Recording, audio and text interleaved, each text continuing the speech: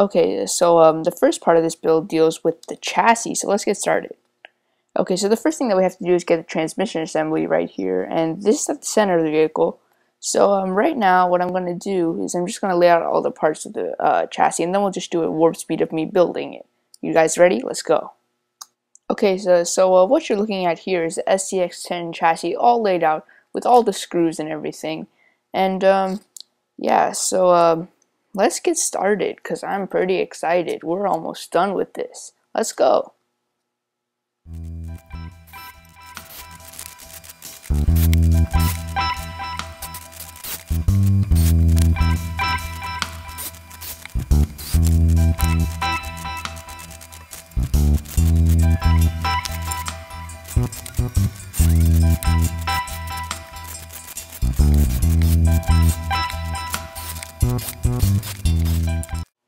Okay, so that's how you build a chassis in 18 seconds.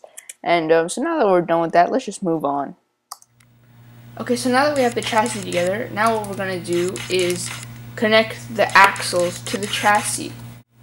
Okay, so I'm going to start off with the rear axle, and what you're going to need to connect it is you're going to need these two things, these two screws with the curved tops, these two cylindrical topped ones, two nuts, and a grub screw.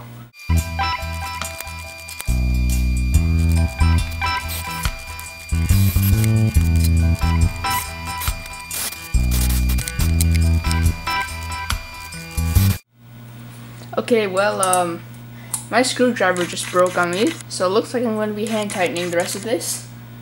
That's going to be fun for sure.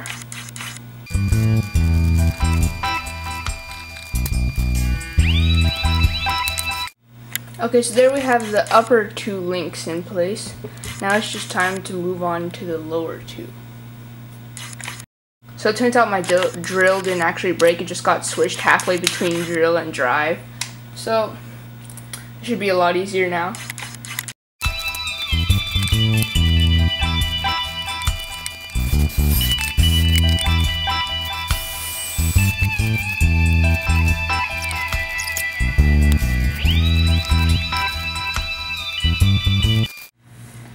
Okay, so as you can see, I've attached the drive shaft and mounted up the shocks. So now I'm just gonna go ahead and assemble the the front axle.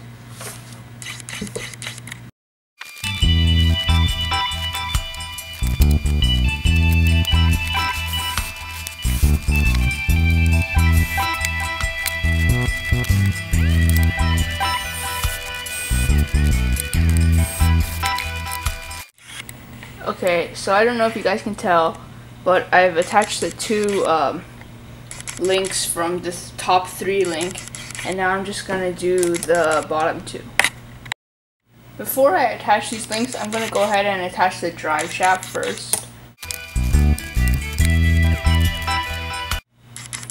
Okay, so now that we have the drive shaft attached, we can continue with the links.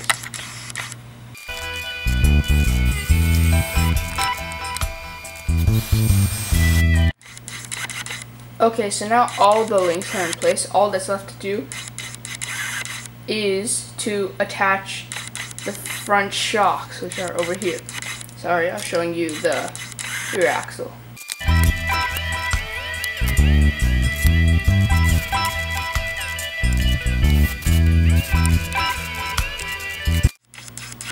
Okay, so now we have the completed, fully sprung SCX10 chassis, and for those of you who have noticed or haven't noticed, I have removed one of the braces that was put right here because it was getting in the way of the servo and limiting my articulation because it wouldn't allow the shocks to move by touching the top of the servo horn.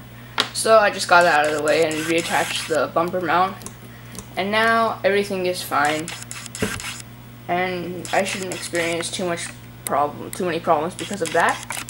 But anyway, this is a fully sprung SCX10 chassis. Hey, check out my three-legged dog here. It's missing a wheel. I wonder where that wheel is. Oh, must be this one. Yeah. Right, so it is time to move on to the wheels, my friend. And I am going to be using the stock AXiAL Maxxis Stripper Door tires with the non-stock RC 4-wheel drive 6-lug Beadlocks. Now, in order to use these wheels with the Hexes that are on the SCX10 here, you have to use wheel adapters. And the wheel adapters are sold by RC 4-wheel drive. I just dropped something. And they look like this. They are silver, and you might think that ruins the look of the black ones. Well, not really, because the screws you use to cover the wheels are black also, so you can't really notice much of a difference. Let's get started, because this is going to be exciting, putting wheels on. Woo.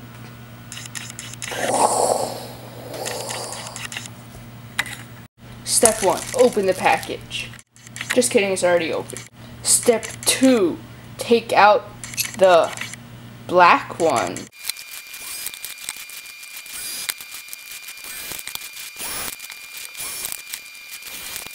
Step number 3, attach the beadlock to the wheel.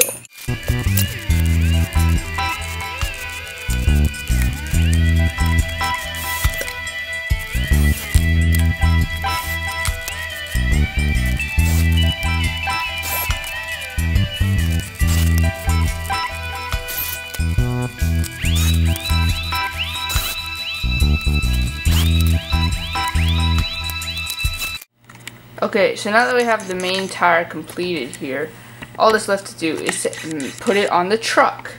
Let's get started with that right now. Okay, so to put the wheel onto the axle, as you can see, I've already gone ahead and put on the little hex that the wheel attaches to, and so all that's left that I need is this nut, which I have right here. And so what you want to do, you just want to get a tire and pop it on, and once it's popped on, you just take your hex and screw it down. Okay, so now that we have all the 4 tires done, what I'm going to do, I know this isn't exactly the order that this is supposed to be done, is I'm going to install the bumpers and the cage. As you can see, I've already attached the rock guards, so let's just get to the bumpers and the cage. Okay, so here we have the rear of the vehicle. So as you can probably tell, I'm going to be using the rear bumper, which is wide. And so what I'm going to do is use these 2 grub screws to screw the bumper into place. So I'm just going to have it at a distance that seems comfortable for me. I don't want to have it all the way in or all the way out. I'll go for kind of like a middle of the range thing. Maybe that's good. I can always adjust it later. I'm going to be hand tightening these just because it would be kind of weird without hand tightening.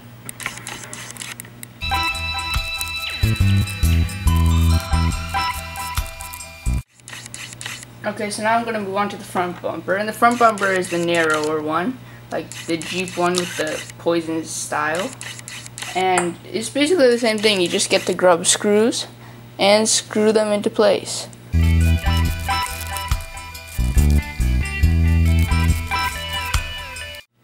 Okay, so now that we have both of the bumpers done, it's now time to move on to the cage. Okay, so just one quick thing I want to mention is that I've already gone ahead and installed the battery plate and the rear tire carrier, and so I just wanted to inform you on that before we start the roll cage. So speaking of the roll cage, let's get started on that. Okay, so here we have the top of the roll cage, and I'm just going to start building it. I'm not going to bother going through all the screws and stuff because it's pretty self-explanatory and it just takes too much time. So let's just get started with this.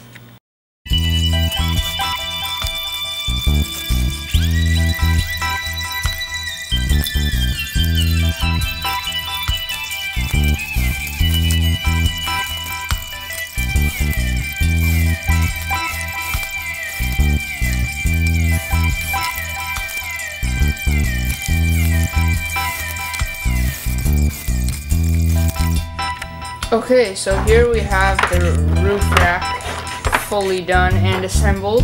I think all that's left to do beside this is to just solder the joints, paint the body, mount the body, and a few other little things, and we should be done.